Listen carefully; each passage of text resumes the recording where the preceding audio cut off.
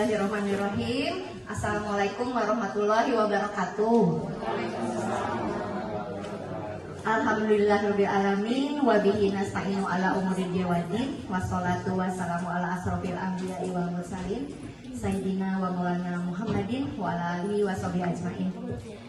Ibu bapak yang kami hormati, Bapak Kepala Sekolah SMP Negeri 2 Cimahi yang saya hormati, pada kesempatan ini saya akan mendiseminasikan atau mensosialisasikan, bahasa sederhananya menyebarkan, Ibu Bapak ya.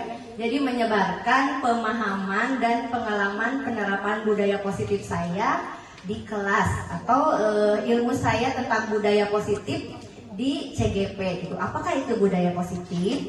Namun sebelumnya saya ingin memposisikan bukan untuk mengajari, Bu Bapak ya. Mohon maaf, ini hanya berbagi pengalaman dan saya beranggapan bahwa ketika saya mendapatkan materi ini, saya pun merasa ini bermanfaat gitu. Jadi ketika saya mendiseminasikan, insya Allah mudah-mudahan saya bisa menyampaikannya dan itu menjadi bekal Ibu Bapak yang bermanfaat di kelas nanti. Nah, sebelumnya kepada Bapak Kepala Sekolah mungkin mau memberikan sedikit pencerahan, dipersilahkan.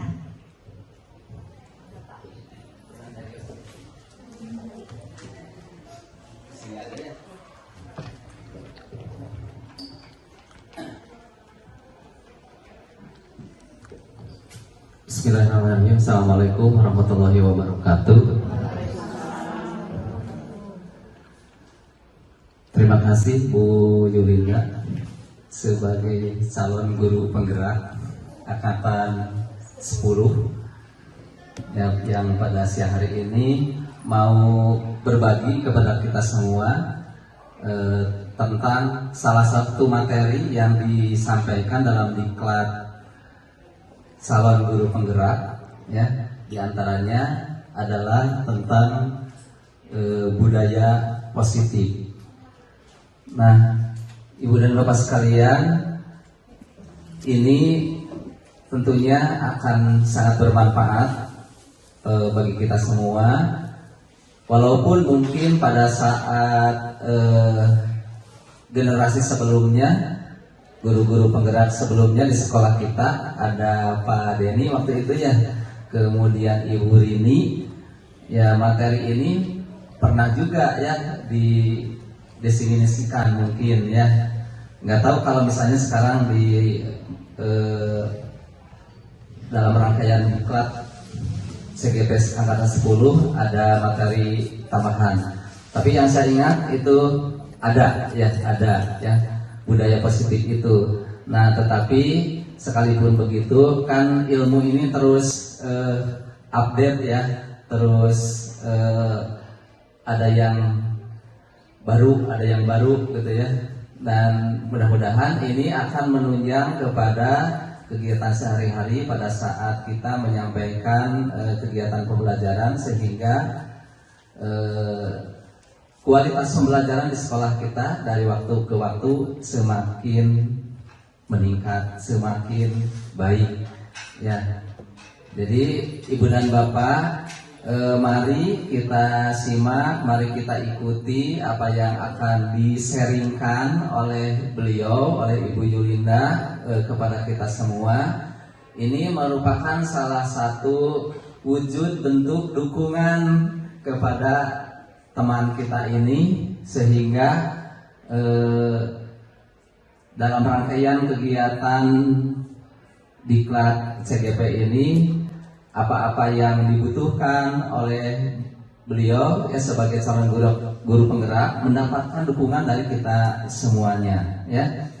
Dan ini juga merupakan salah satu contoh bentuk budaya positif ya, budaya refleksi ya, di antara kita, budaya berbagi di antara kita ya. Dan nanti akan diuraikan lebih jelas lagi ya tentang budaya-budaya positif itu. Banyak ya, ada budaya toleransi, ada budaya semangat, budaya untuk meningkatkan motivasi ya dan lain sebagainya. Tentunya Bu Yulina sudah menyiapkan itu semua. Itu saja sekedar pengantar dari saya, Ibu dan Bapak. Mohon maaf, mungkin Bapak-bapak mah beserta saya ya. Kalau tidak bisa mengikuti sepenuhnya karena menjelang Jumatan ya. Selamat berbagi Bu Yulinda, selamat menyimak kepada Ibu dan Bapak semua. Mudah-mudahan itu bisa meningkatkan pengetahuan dan kompetensi kita dalam rangka meningkatkan kualitas pembelajaran di sekolah kita. Karena salah satu dimensi di dalam rapat pendidikan ya yang perlu ditingkatkan diantaranya adalah kualitas pembelajaran ya, selain dimensi-dimensi yang lain seperti iklim keamanan sekolah ya dan lain sebagainya lah, ada 6 dimensi itu ya, semuanya perlu mendapatkan perhatian ya, dan salah satu kuncinya adalah dalam peningkatan kualitas pembelajaran. Itu aja, hatur nuhun Bu Yulina Wilujeng, Bapak Ibu, selamat mengikuti. Billahi taufiq wal hidayah. Assalamualaikum warahmatullahi wabarakatuh. Hatur nuhun Pak Bapak Kepala Sekolah yang telah menyempatkan diri ya. Karena memang ini hari Jumat, jadi nanti boleh. Ya Ibu Bapak, sebelumnya kita biar fokus dulu coba. Breakingan. Pengennya ke depan, tapi itu akan sangat menyita waktu ya. Kita tepukan saja, atau menyanyi itu aja, menyanyi profil pelajar Pancasila yang pelajar Pancasila. Boleh berdiri sedikit sambil tepuk tangan aja semua.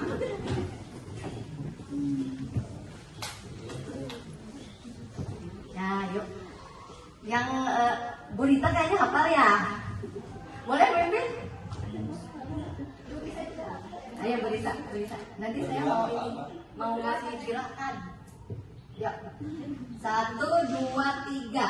Belajar Pancasila, beriman dan bertakwa pada Tuhan yang Esa, dan berakhlak mulia, berkebinekaan global, gotong royong mandiri, kreatif dan bernalar tinggi.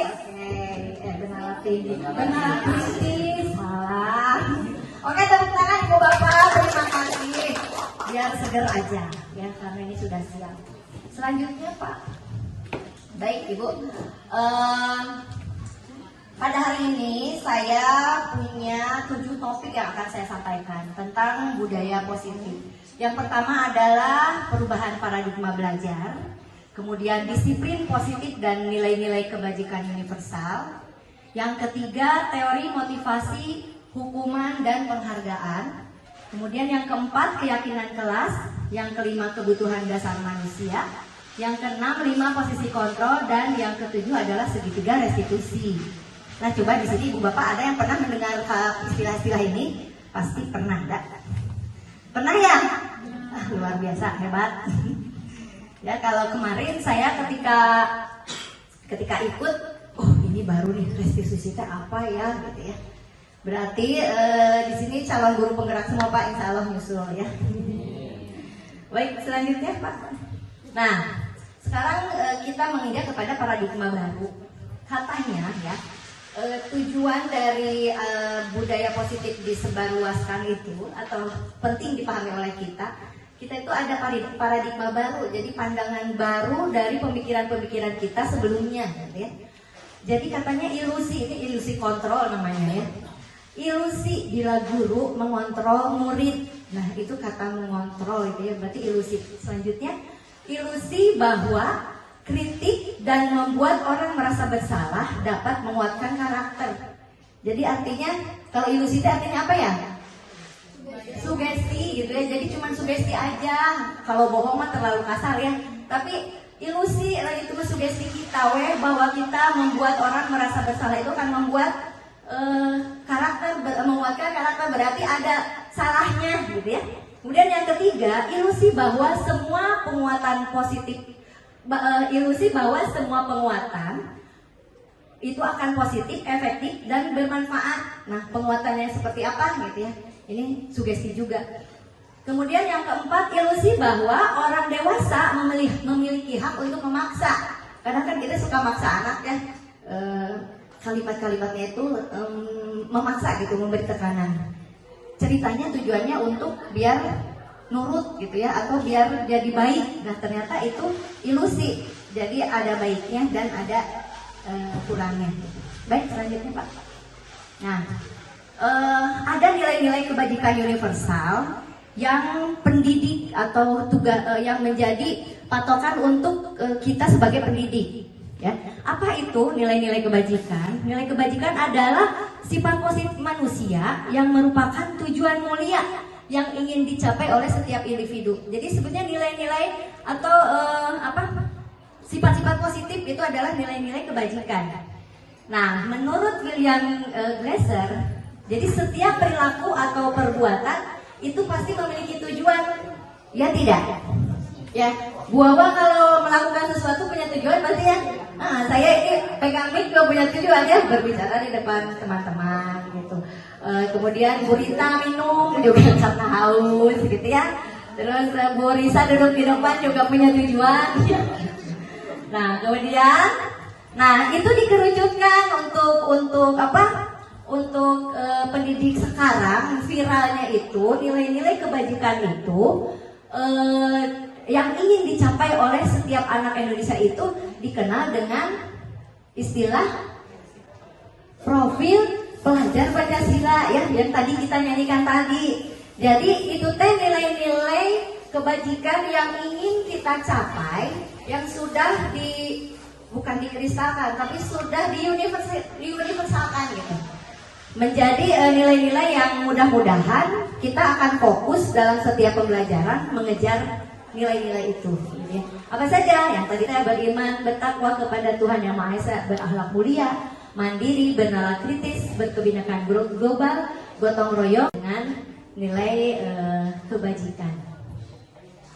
Nah, berbicara tentang budaya positif, saya ingin membuat pertanyaan formatik, Ibu. Ya, di sini katanya ada Ibu Yola, bukan Ibu Yuli ya, tapi Yola. Ibu Yola seorang guru sekaligus wali kelas 8 di SMP Bahagia. Namun saat itu hatinya sedang galau, tidak sebahagia nama sekolahnya. Kenapa? Katanya beliau baru saja mendapatkan informasi lah ya. Nah, sekarang kalau budaya positif saya juga bicara harus positif gitu ya. Kalau tadi mengadu itu kayaknya gimana gitu, sarkasme. Jadi Bu Yola itu mendapat aduan lagi. Apa Bu? Harusnya informasi ya. Informasi dari guru BK-nya dan anak-anak kelas 7. Jadi mengadu, salah lagi ya, tapi memberikan informasi. Informasinya apa? Katanya Yanto yang menjadi anak kelas 8 didikannya, wali kelasnya itu maaf ya, Yantonya bukan Yanto kita, ini mah Yanto yang itu.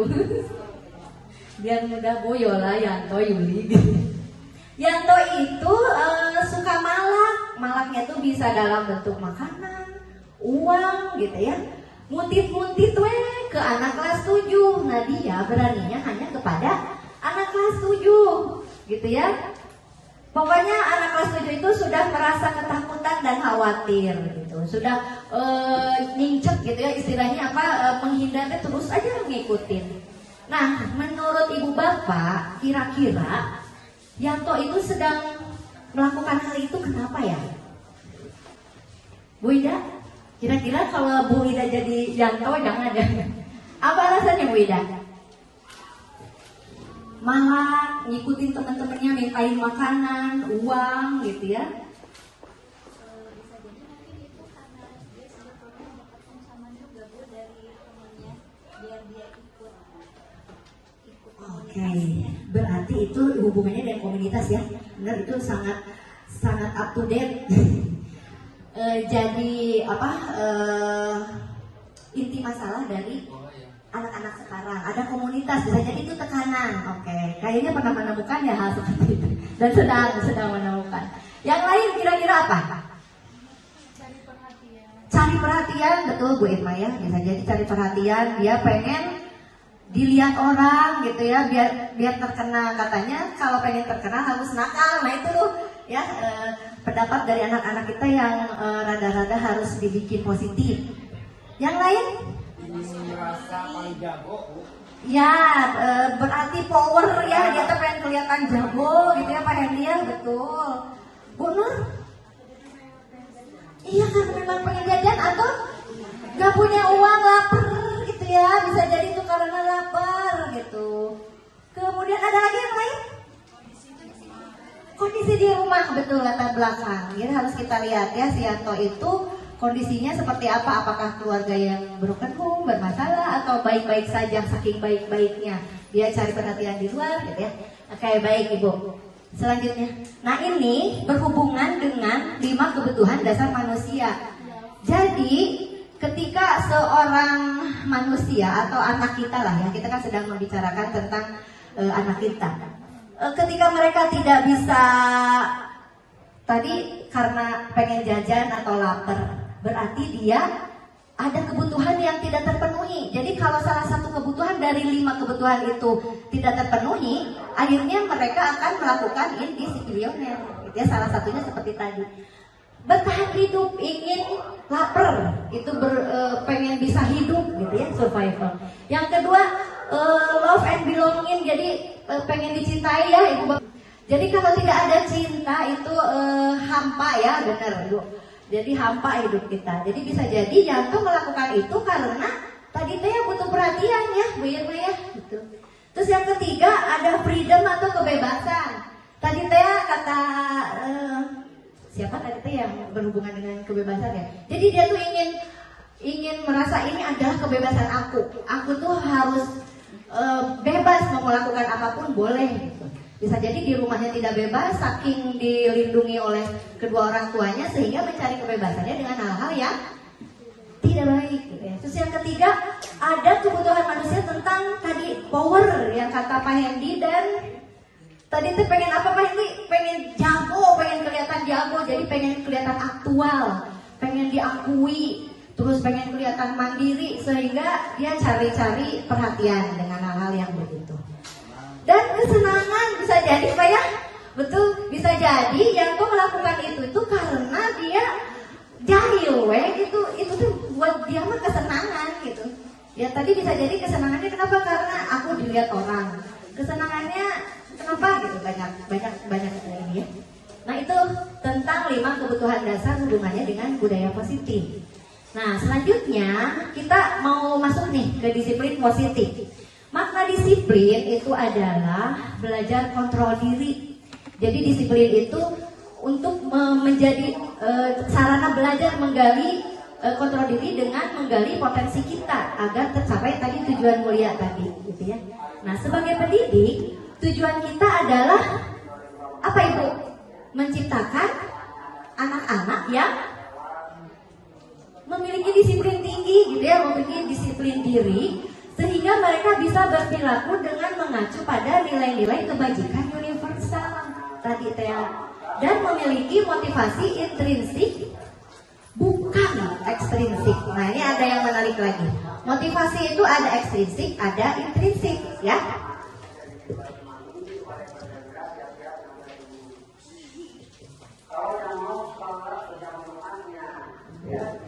Operatornya mau Jumatan ya Pak Bos.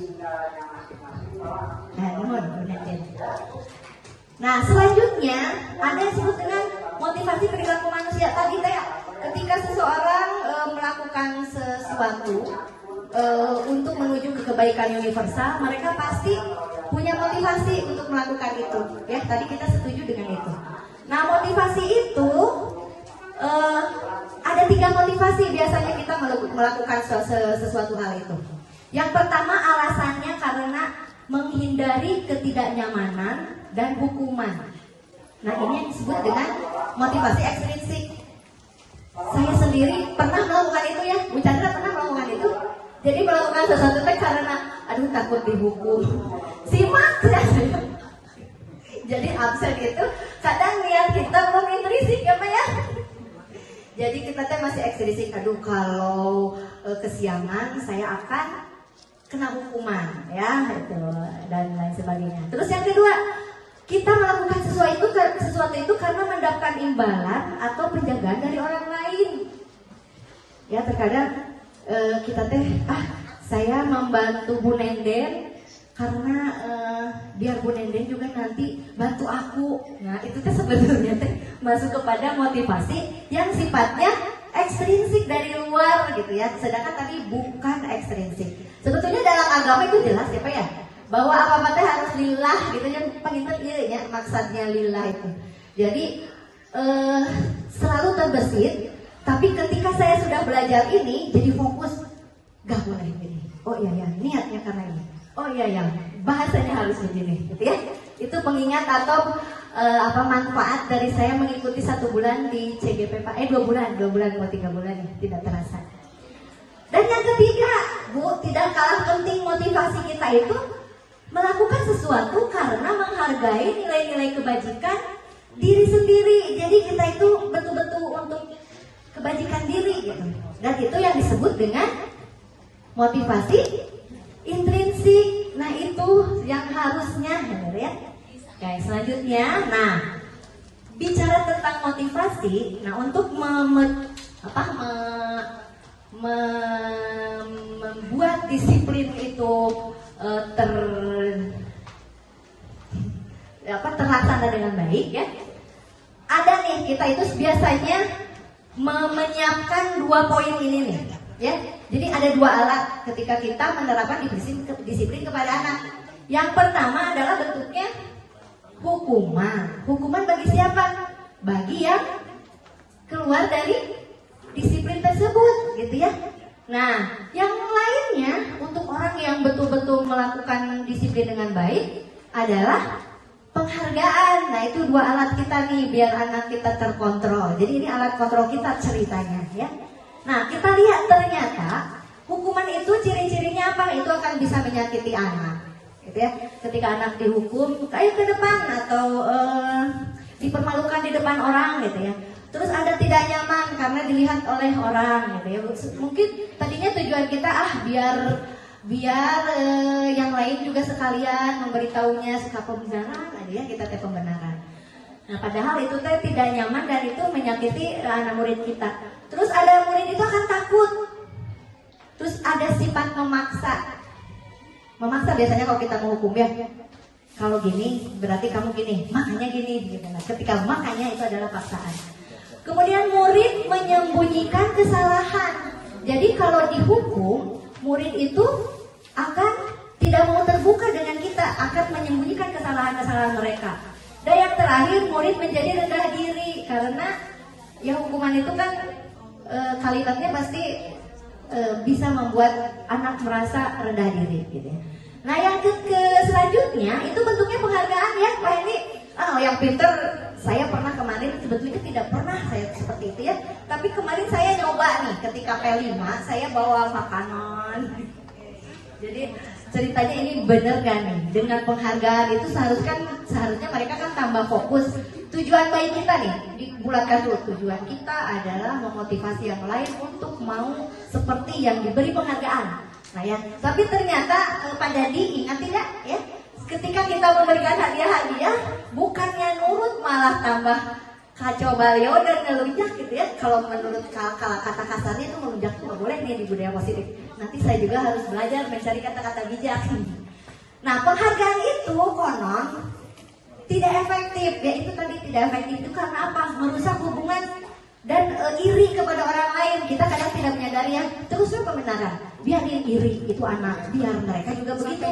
Nah ternyata menurut psikologi dan itu ditemukan kemarin tidak begitu, malah ada yang introvert. Biarin aja, aku mah udah memang begini, pengen ngeliatin, makin tambah ngeliatin dengan sifat jeleknya, gitu ya.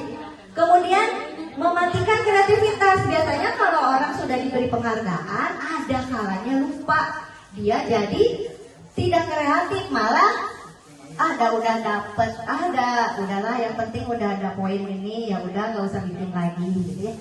Kemudian menghukum dengan sistem ranking, otomatis ketika kita memberikan hadiah, nih kamu hadiahnya ini kamu karena bisa menjawab 2 ini, ada tingkatan gitu ya. Ini ya ini perlu kita dalami lagi. Terus merampas hak menghargai dirinya. Nah itu ibu bapak ya. Selanjutnya penendek. Nah ada yang tidak gagal. Kalau tadi contoh gagal. Jadi sementara ibu bapak nanti boleh berpendapat ya. Sementara kita menganggap bahwa hukuman dan apa tadi bu, penghargaan itu adalah identitas yang gagal. Yang sukses itu katanya ini, ya, konsekuensi dan restitusi. Pernah dengar ibu restitusi? Pernah ya? Ya kan ini sudah mulai booming nih. Nah konsekuensi itu pasti kalau kita konsekuensi ada semacam pertukaran pendapat ibu bapak ya. Jadi ada komitmen gitu. Ketika kita berkomitmen pasti akan menghasilkan konsekuensi. Jadi penguatannya jangka panjang. Karena itu sudah menjadi konsekuensi kita. Terus perlu monitoring yang berkelanjutan. Karena itu ada jangka panjangnya, harus kapannya, harus bagaimananya sehingga ada monitoring. Kamu udah kesalahan ke 1. Nah, nanti dia tuh akan diajak untuk ini yang kedua, yang ketiga, memonitor diri. Terus ada stimulus respon, ya. Jadi ada responnya gimana nih setelah melakukan konsekuensi. Murid menghargai peraturan. Kenapa kan menghargai peraturan? Karena dibuatnya oleh sendiri, diajak sama kita gitu, ya. Dalam bentuk apa? Nanti kita lihat. Terus kehilangan waktu untuk merenungi kesalahannya. Jadi mereka tidak usah merenungi kesalahan berlama-lama gitu ya. Karena langsung kita ajak untuk merestitusi konsekuensi.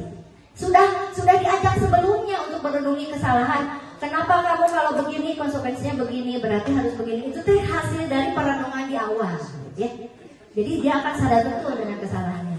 Terus yang kedua itu ada restitusi. Kalau di sini restitusi apa nih? Apakah seperti tadi berbalik antara hukuman dan penghargaan gitu? Kalau ini kan konsekuensi dan restitusi. Nah sebelum saya panjang menjelaskan tentang restitusi, kita lihat dulu restitusi itu ciri-cirinya akan murid bertanggung jawab untuk perilakunya. Mereka akan bertanggung jawab dengan perilakunya karena sudah dibicarakan. Fokus pada pemecahan masalah jangka panjang. Kemudian murid menghormati dirinya dan orang lain. Ya, kenapa? Ya menghormati karena itu sudah komitmen kita gitu. Kita mengantar mereka untuk berestitusi. Apa itu restitusi? Terus ada teori kontrol, ini yang terpenting. Dengan konsekuen atau tahapannya restitusi, sehingga dirinya adalah pemegang kontrol untuk dirinya sendiri. Gitu ya. Oh ini aku tuh salah, berarti aku tuh harus begini, mencari sendiri solusinya. Terus murid bersemangat memperbaiki kesalahan. Ya, nanti kita bahas lebih jauh tentang restitusi. Ibu bapak sampai sini ada yang ditanyakan? Tidak ya? Nah, yakin ini pasti sudah sangat memahami. Selanjutnya, nah ini coba diperbesar bu.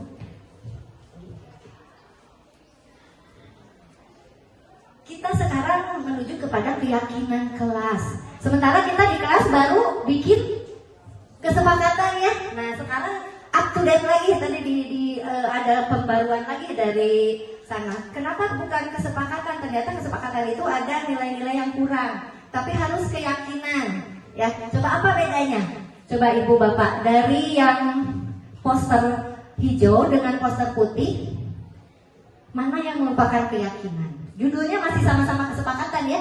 Ini diambil dari contoh waktu kita bikin kesepakatan kelas ya. Jadi judulnya memang kesepakatan, tapi setelah diteliti ternyata isinya ada yang berupa kesepakatan, ada yang berupa keyakinan. Nah kira-kira mana yang berupa keyakinan? Yang putih. Kenapa?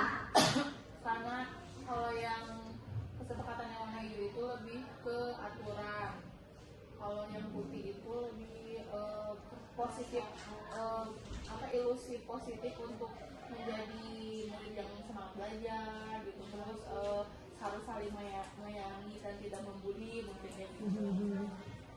Oke, terima kasih ya Bu Irma. Kita tampung yang lain. Setuju semuanya? Ada yang tadi yang putih itu apa, keyakinan? Kalau yang hijau adalah kesepakatan, ya. Nah, kita bahas nih selanjutnya, Bu. Nah, untuk membuat keyakinan, kesepakatan, kalau dulu kemarin saya gitu ya, saya di kelas, ayo apa nih, menurut kamu apa nih, kita harus gimana di kelas ini biar bisa komitmen bersama. Timbul aja kalimat-kalimat, langsung kita terapkan atau kita rumuskan. Terus sepakati, oke, kita tulis ya, tempel gitu ya. Nah, ternyata itu ada tahapannya.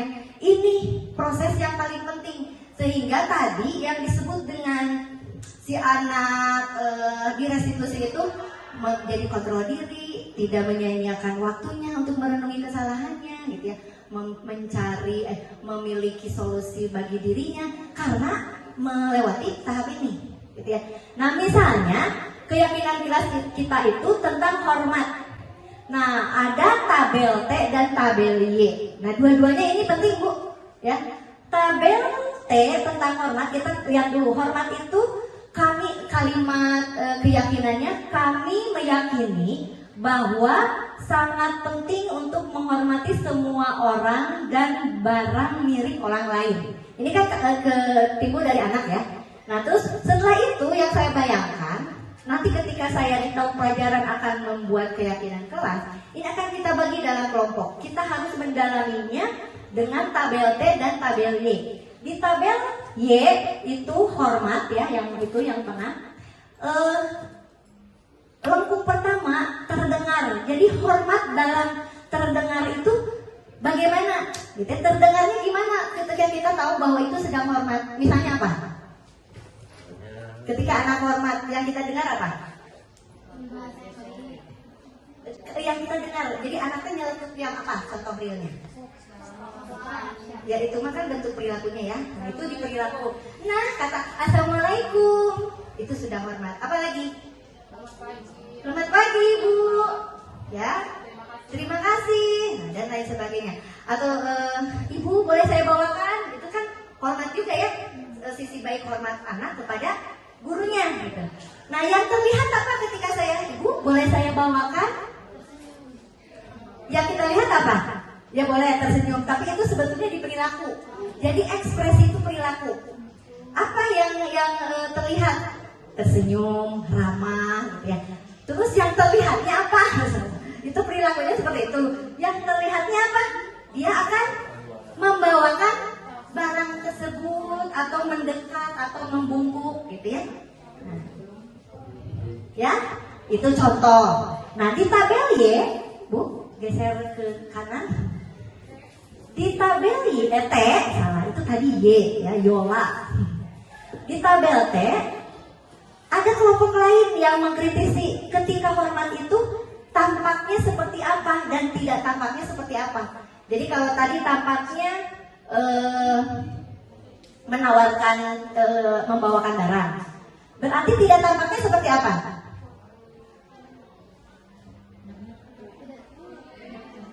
Cuek kan? Betul, jadi anaknya melihat orang bageran oke gitu ya, kita riuh dengan barang-barang kan cuek seronong boy. Bahkan tidak menyapa gitu. Nah itu mudah-mudahan tidak terjadi di sekolah kita gitu ya. Nah itu jadi sehingga ketika mereka melihat cuek atau apa ya, pura-pura tidak melihat, disuruh detil aja mereka mencari itu, sehingga itu akan tercatat di dalam pikir dan sanubarinya, itu akan otomatis terpatri di dalam bawah sadarnya gitu. Sehingga nanti teh insya Allah benar ya, betul ya, insya Allah ini proses Ibu. Ketika mereka melakukan seperti itu, saya ingat dengan apa yang mereka tulis, apa yang mereka bahas ya. Baik, selanjutnya banyak ya itu bekerja gitu dan lain sebagainya. Nah seperti ini boleh dibesarkan sedikit yang hormat saja. Nah, hormat terdengar satu orang berbicara, yuk saya bantu gitu ya. Kita bisa selesaikan ini bersama gitu ya. Itu salah satu menghormati orang yang ketika sedang tidak bisa menyelesaikan masalahnya sendiri. Berperilaku tersenyum ramah gitu. Jadi perilaku itu ekspresinya. Terlihatnya seperti apa ya, badannya itu terlihatnya seperti apa gitu si anak itu. Ya. Terus yang tampak, yang tek. Nah, yang tampak ini banyak, ya. Jadi tampak seperti apa? Menyapa teman dan guru setiap hari. Tidak tampaknya seperti apa? Berarti ketika tak acuh kepada teman dan guru, ya, dan lain sebagainya. Lanjut, Bu. Hari ini atau kapan? Nah, untuk membuat proses apa perbedaan peraturan dengan keyakinan kelas tadi Bu Irma, Bu Nendeng, Bu Rita menganggap bahwa yang putih, ya. Nah, kenapa putih? Nah, ketika kita peraturan selalu kembalikan buku ke tempatnya. Kalimatnya bagaimana, Bu? Ada guru bahasa Indonesia, Bu Reswati? Ada rasa gimana sehingga itu disebut peraturan, ya, Bu? Baku, perintah, kaku, gitu ya. Kesannya teh selalu kembalikan gitu. Barang yang harus berada di tempatnya. Dilarang mengganggu orang lain, jelas itu kalimat dilarang. Hadir di sekolah 15 menit sebelum pembelajaran dimulai. Kemudian dilarang melakukan kekerasan dan sebagainya. Nah, ketika keyakinan kelas, boleh selanjutnya, Bu. Itu kita kategorikan dulu. Oh, selalu mengembalikan buku ke tempatnya itu adalah keyakinan kelas untuk sifat tanggung jawab. Nanti akan banyak dari tanggung jawab, kamu bisa mencari layang lain nggak? Nah, itu akan terurai lagi peraturan-peraturan lain. Jadi itu sebetulnya satu paket peraturan, keyakinan kelas, sehingga nanti dalam menuliskan di dalam keyakinan kelas itu bukan hanya tanggung jawab, tidak begitu ya. Tapi meskipun begitu boleh-boleh saja. Tapi alangkah baiknya tadi dengan ada kalimat ajakan, jadi bukan ajakan, komitmen bersama, kayak kita atau saya, guru dan murid harus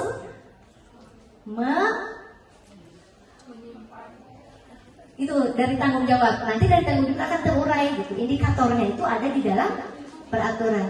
Menegakkan rasa tanggung jawab, bla bla bla bla bla, tanggung jawabnya distabiloin. Gitu. Jadi keyakinannya itu gitu ya. Dan seterusnya, Ibu Bapak. Sampai sini ada yang ditanyakan? Tidak ya, insya Allah ya. Baik, yang selanjutnya adalah, Bu, ada 5 posisi kontrol. Nah, ini katanya ada penghukum, pembuat rasa bersalah, teman, pemantau, manajer. Ini berhubungan dengan cara kita menangani anak-anak kita di dalam kelas.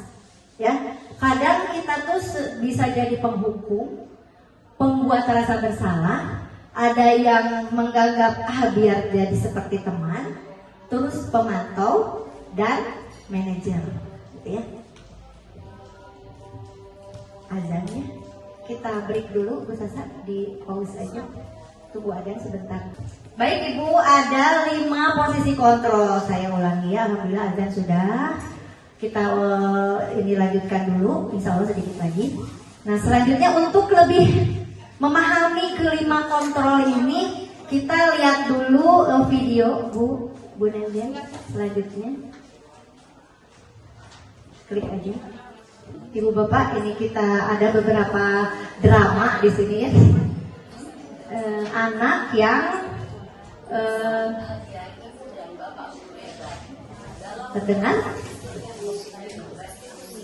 Salah satu program yang dikembangkan adalah 5 posisi kontrol. 5 posisi kontrol dalam restitusi adalah proses perjalanan seorang pendidik agar dapat mengenali diri. Pada video kali ini kita akan membahas tentang 5 posisi kontrol yang dikembangkan oleh Diane Gosson dan contoh penerapannya.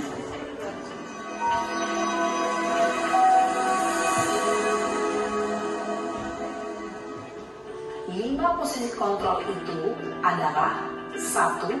Posisi penghukum, 2. Posisi pembuat merasa bersalah, 3. Posisi teman, 4. Posisi pemantau atau monitor, dan 5. Posisi manajer. Untuk lebih memahami kelima posisi tersebut, mari kita saksikan kasus Naren yang terlambat hadir 20 menit di sekolah. dan melihat bagaimana kelima posisi kontrol dalam menghadapi masalah tersebut.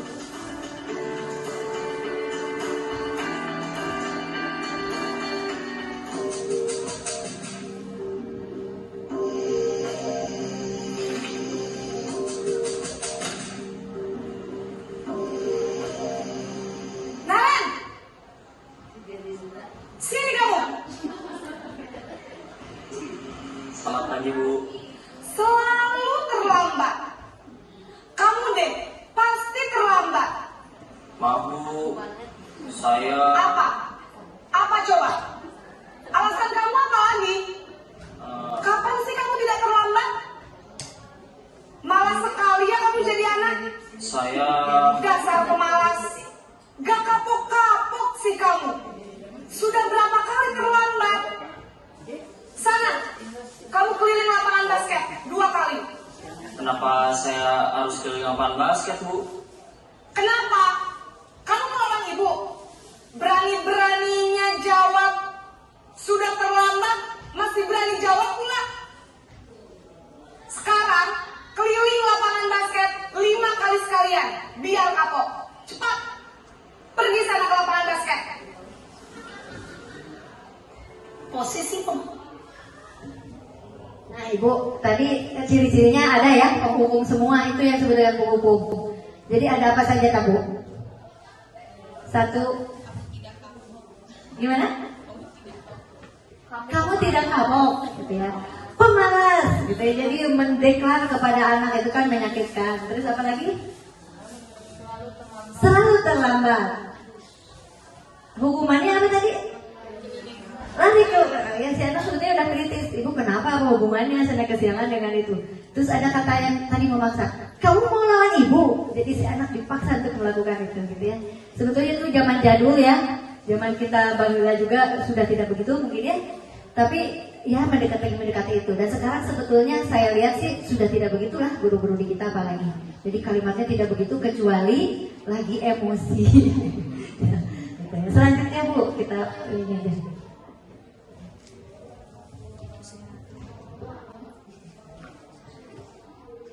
Sekarang, keliling lapangan basket 5 kali sekalian. Biar kapok. Cepat. Pergi sana ke lapangan basket. pada murid ketika guru berada pada posisi penghukum adalah murid cenderung akan memberontak, bahkan menyimpan dendam.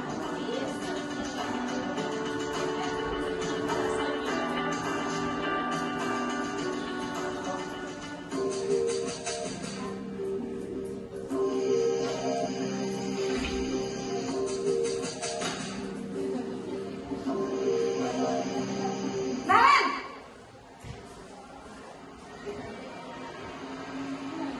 Selamat pagi, Bu.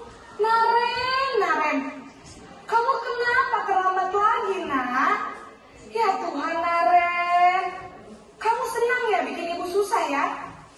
Kalau kamu terlambat lagi, nanti ibu yang ditegur bapak kepala sekolah, nak. Disangka ibu tidak bisa membina kamu. Duh, gimana ini? Maaf, Bu. Duh, Gusti Naren, kamu suka ya kalau ibu ditegur bapak kepala sekolah? Terus, sekarang ibu harus tulis apa ini di buku absen? Ini kamu sudah sering terlambat loh. Ibu harus apa coba? Maaf, Bu. Maaf sekali. Ya sudah, lain kali jangan bikin ibu susah lagi ya nak ya. Ibu tidak akan kuat lagi kalau kamu begini terus. Bisa jantungan kalau ibu ditegur bapak kepala sekolah. Sana cepat ke kelas. Maaf ya, Bu. Maaf sekali.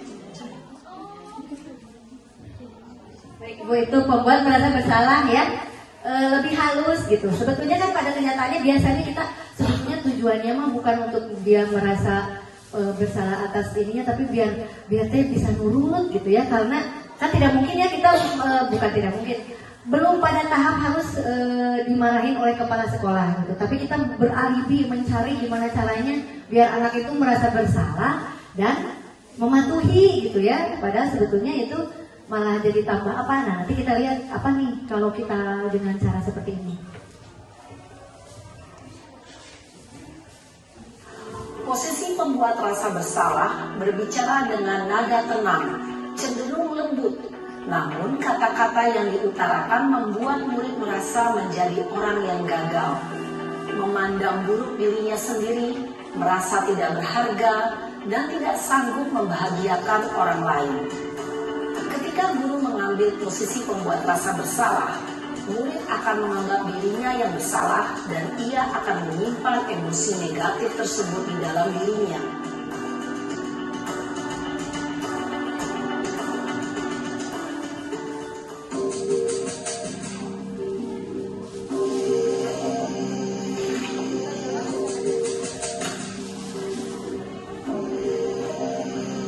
Naren,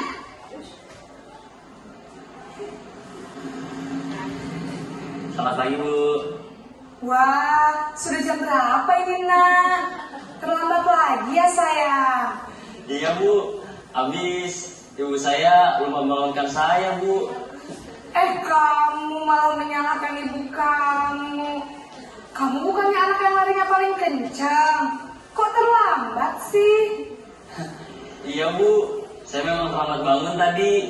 Jadi biarpun saya lari kencang, tetap gak kekejar Bu. Ya sudah sana. Nanti lain kali larinya lebih kencang lagi ya. Biar gak terlambat lagi. Bikin seneng ibu. Demi ibu. Bisa kan? Bisa lah Bu. Ya sudah sana masuk kelas. Ibu beresin urusan absen kamu. Kamu ini ada-ada saja.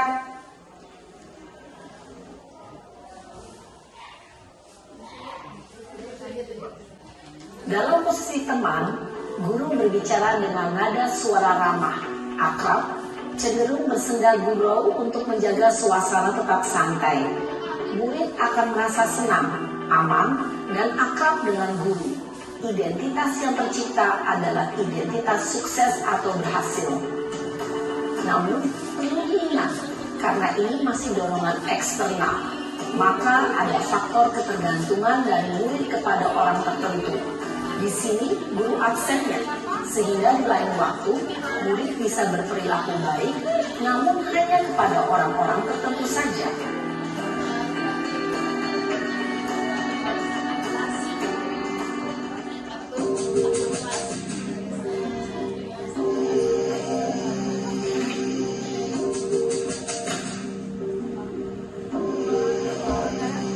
Naren,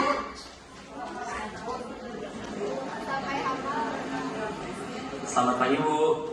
Naren, apa peraturan sekolah kita tentang jam berapa kita harus masuk sekolah, Nak? Kita harus di sekolah jam 7 Bu.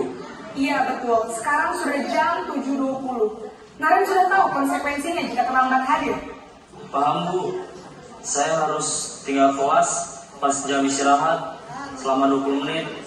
Iya benar, konsekuensinya demikian. Jadi nanti jam 9.30 pas istirahat, kamu harus tinggal di kelas, kerjakan tugas tambahan untuk ketertinggalan kamu, ya? Baik Bu. Posisi pemantau mengandalkan penghitungan atau data untuk mengontrol murid. Guru mengarahkan murid berdasarkan peraturan dan konsekuensi. Seorang pemantau menunjukkan bahasa tubuh dan ekspresi wajah yang datar dan cenderung formal.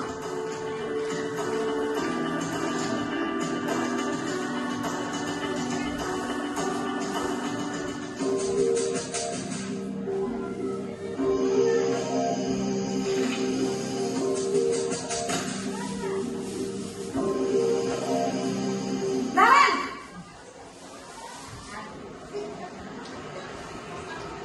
Selamat pagi Bu. Selamat pagi, Naren. Maaf Bu, saya terlambat. Iya, sekolah masuknya jam 7, sekarang sudah jam 7.20. Jadi sekarang bagaimana ini, Naren? Maaf Bu, saya lupa setel alarm saya semalam.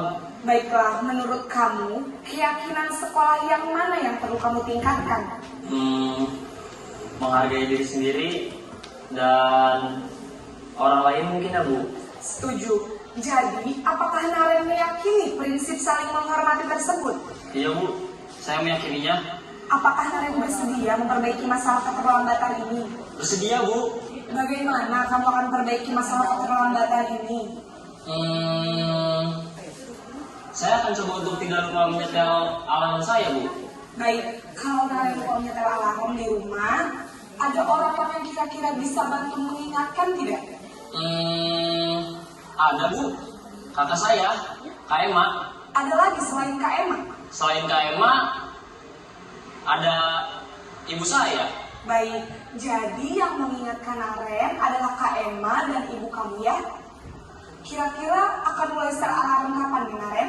Setelah pulang sekolah, akan segera saya lakukan. Baik, jadi Naren akan setel alarm untuk bangun besok pagi dan akan diingatkan oleh kakak dan ibunda Naren ya. Ada lagi yang mungkin perlu dilakukan Naren agar tidak terlambat bangun lagi? Tidak ada, Bu. Baik Naren, terima kasih untuk kerjasama kamu. Sekarang kamu perlu kembali ke kelas untuk belajar. Baik, Bu. Terima kasih. Posisi manajer adalah posisi kontrol yang disarankan untuk membimbing murid memiliki sikap disiplin yang positif, yaitu murid yang mandiri, bertanggung jawab, dan dapat memecahkan masalah. Tujuan dari posisi ini adalah agar murid dapat berefleksi atas tindakannya. Guru akan dengan tulus memberikan pertanyaan-pertanyaan bermakna, sehingga membuat murid dapat belajar dari kesalahannya dan mencari sebuah solusi untuk menyelesaikannya. Ibu dan bapak guru hebat, setelah mengamati adegan kelima posisi kontrol tadi, kira-kira posisi mana yang paling ideal? Posisi mana yang dapat menunjang motivasi intrinsik murid?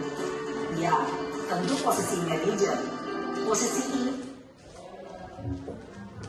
Baik Ibu Bapak, itu tadi contoh dari 5 kontrol dari langkah-langkah kita untuk menyelesaikan masalah dengan anak ya, dengan murid kita. Nah tadi ditanyakan mana tuh yang paling cocok ya, tadi yang manajer ya. Sebetulnya konsekuensinya itu jelas ada dan kita bikin dalam sebuah keyakinan kelas atau sekolah. Jadi mungkin nanti kita akan buat keyakinan sekolah, sehingga kalau tidak berada di dalam kelas itu sudah menjadi indikator untuk anak kita memahami kesalahannya di keyakinan mana gitu ya, dan itu akan menjadi kontrol diri. Yang beda itu adalah apanya Ibu? Pada pemantau, penghukum, mungkin kalau penghukum jelas sekali beda ya, kata-katanya kasar gimana. Ini yang antara pemantau kemudian sama itulah manajer ya. Sedangkan katanya yang paling baik itu adalah manajer. Tadi di pemantau pun sering sebetulnya kita melakukan seperti itu ya. Nah tapi ada yang lebih baik manajer. Kira-kira perbedaannya apa? Kalimat ya. Jadi cara menata kita dan mengeksplor anak kita untuk bisa mengakui kesalahan gitu ya. Mengakui kesalahannya. Saya sampai detik ini bilang kesalahannya takut salah, saking fokusnya pada budaya positif. Cari kata apa gitu ya tepatnya. Jadi ketika dia tidak konsekuen terhadap salah satu keyakinan ya, tapi kesalahan teh. Nah mereka kita bimbing dengan ini dulu selanjutnya Bu. Nah ini ada yang disebut dengan restitusi Ibu. Nah dari tadi kan kita restitusi apa? Terus terang ini pembaruan untuk saya. Restitusi itu apa? Gitu. Restitusi adalah proses menciptakan kondisi. Nah berarti itu perjalanan proses ya. Jadi penanganan kita bagi murid untuk memperbaiki kesalahan mereka, sehingga mereka bisa kembali pada kelompok mereka dengan karakter yang lebih kuat. Jadi terkadang kalau kita sudah menyelesaikan masalah, anaknya bukan jadi mau berbaur dengan temannya, justru malah sebaliknya gitu ya. Meskipun tujuan kita tadinya idealis, ternyata ini mempermalukan anak gitu. Akhirnya mereka jadi dijauhi oleh teman-temannya. Nah, kalau ini kita punya misi untuk mengembalikan anak-anak kita kepada kelompoknya, dan satu, mempunyai karakter yang lebih kuat. Karena apa? Nah, selanjutnya Bu. Nah, ciri-ciri restitusi itu bukan menebus kesalahan, namun belajar dari kesalahan. Terus yang kedua, memperbaiki hubungan. Ya, kalau tadi sebetulnya si ibunya dari awal udah Naren tetap ya dengan keras, tapi ketika ini cooling down, fokus lagi kita sebagai manajer. Terus ada tawaran. Jadi kamu maunya gimana? Dengan caranya dia memperbaiki kesalahannya ya. Terus menuntut untuk melihat ke dalam diri. Jadi apa sih yang membuat kamu kesiangan teh gitu, yang membuat kamu salah teh? Dia terus. Nah kita sebagai manajer restitusi itu bedanya gitu. Jadi kitanya yang menggali, harus bisa menggali. Jadi apa coba? Kalau kitanya stuck ya paling jadi pemantau lagi kayak tadi. By data aja, kamu salah ini karena gini, kamu konsekuensinya ini. Ya udah kembali ke kelas. Nah itu by data pemantau. Yang selanjutnya fokus pada karakter bukan tindakan. Jadi karakternya apa?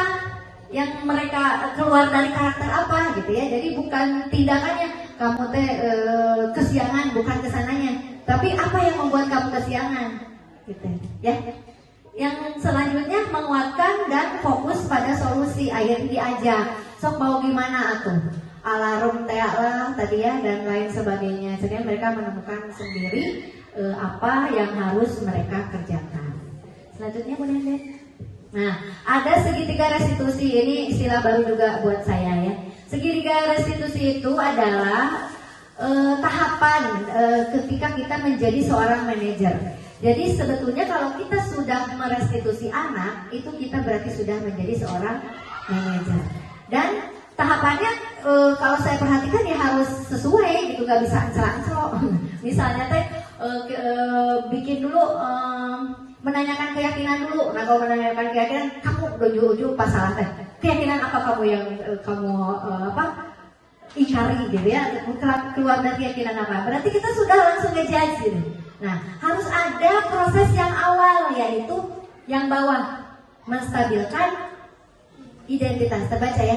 Jadi kita teh ambil dulu dia, raih dulu. Kadang bisa jadi ngomong wajar atunya manusia, ibu oge sama sok kasihangan. Bisa jadi mungkin begitu kalimatnya. Jadi diangkat dulu sehingga mereka teh mau terbuka dengan kita. Jadi mengembalikan dulu identitasnya. Mau dulu terbuka, jadi tidak ada gap di antara kita. Belum apa-apa sudah dimoncorong. Meskipun sebelum sinarennya balik, buburunya gitu ya. Saking dia lagi ya kalau dilihat dari kejadiannya. Nah kemudian setelah distabilkan identitasnya, kita ke validasi kebutuhan.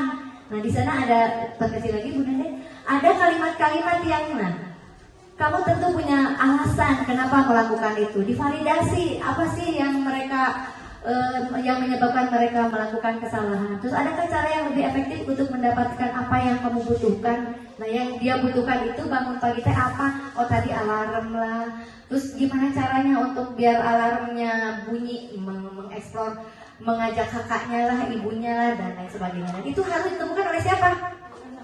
Oleh sendiri, tapi siapa yang mengarahkan? Kita. Tetap kita teh harus di situ proses restitusi teh. Jadi kitanya yang menggali, mengajak ngobrol gitu ya. Dan selanjutnya adalah tahap baru menanyakan keyakinan. Nah, kalau sudah tahu kesalahannya apa, dia sudah mau terbuka, ajak apa sih kesalahan, keyakinan apa yang kamu ingkari gitu. Dan kalau gitu gimana tuh sok biar begini dan lain sebagainya. Itu akan kembali ke konsekuen atau keyakinan kelas yang telah kita buat, kelas atau sekolah gitu ya. Kamu ingin menjadi orang seperti apa dan lain sebagainya. Gitu. Itu yang sudah saya selanjutnya Bu, ada oleh-oleh nih. Nah, ini adalah video ketika saya mencoba menerapkan budaya positif barusan. Saya juga ini masih bener nggak ya, udah lengkap nggak ya gitu ya.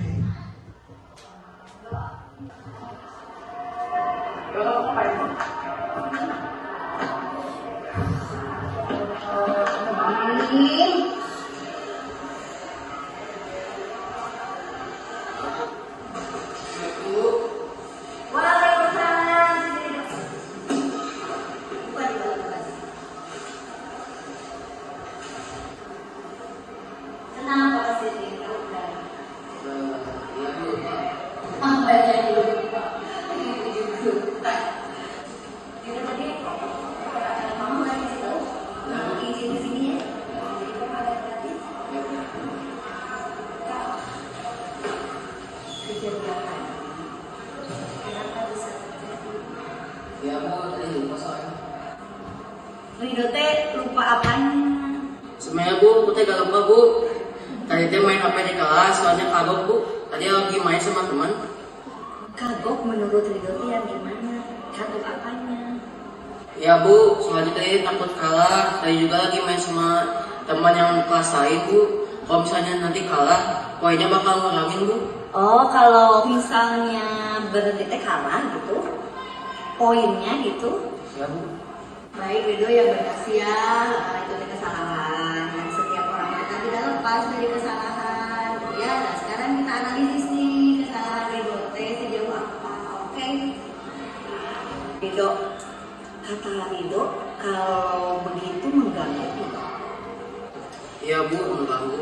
Sebetulnya kekurangan dari game online itu menurut Ridho menguntungkan atau sebaliknya?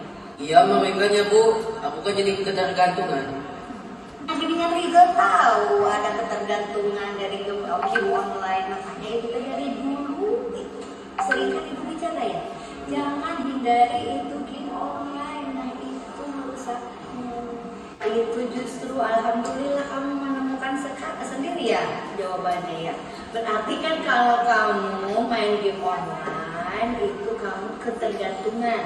Nah itu kalimat ketergantungan. Coba kerugian apa saja dari kalimat ketergantungan buat Ridho pribadi? Iya ya Bu, jadi aku kalau di rumah suka takut-takut ke si mama. Suka main-main waktu untuk main HP di sekolah Bu. Banyak sih Bu kayaknya Bu. Ya baik, Ridho kan barusan Ridho sudah memahami ya salahnya apa, kerugiannya apa, itu bukan masalah kerugiannya apa. Nah ini ada kasus nih misalnya Ridho teh lagi main game online, terus tetangga sebelah ada yang kompornya beledung, kebakaran. Nah menurut Ridho mau apa yang dilakukan?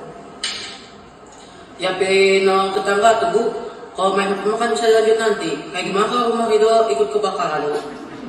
Baik, Ridho kan sudah menyadari ya kesalahannya, kerugiannya apa. Nah sekarang dengan kasus Ridho barusan itu sebetulnya apa sih yang harus Ridho lakukan?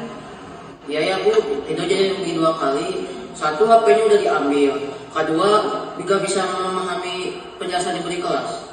Kedepannya Ridho janji gak akan main HP lagi di kelas Bu. Terus gak akan lagi main game online lagi, tapi sedikit-sedikit ya Bu. Baik, Ridho, berarti kata Ridho di kesepakatan kelas kita ya, poin berapa yang Ridho langgar? Poin ketiga Bu, menggunakan HP secara bijak. Sama poin 7, saling menghargai dan menghormati orang yang sedang bicara di depan Bu. Berarti dari 2 poin itu Ridho harus bagaimana? Kan satu menghargai, bukan nomor satu apa tadi Ridho? Tidak menggunakan Menggunakan HP dengan bijak ya. Berarti nanti yang pertama bijak menurut Ridho itu bagaimana? Tidak menggunakan HP untuk bermain game. Berarti di kelas ya, apalagi di kelas. Yang kedua, poin yang ketujuh ya, saling menghargai apa terutama ketika ada orang lain yang sedang bicara. Nah, itu ya, itu poin utama. Kerugiannya tadi Ridho udah tahu sendiri, oke? Jangan diulang ya. Sedikit demi sedikit paham, karena kan merubah sesuatu itu tidak mudah ya, tapi kurangi. Dan sekarang udah tahu banget kerugiannya. Oke, assalamualaikum.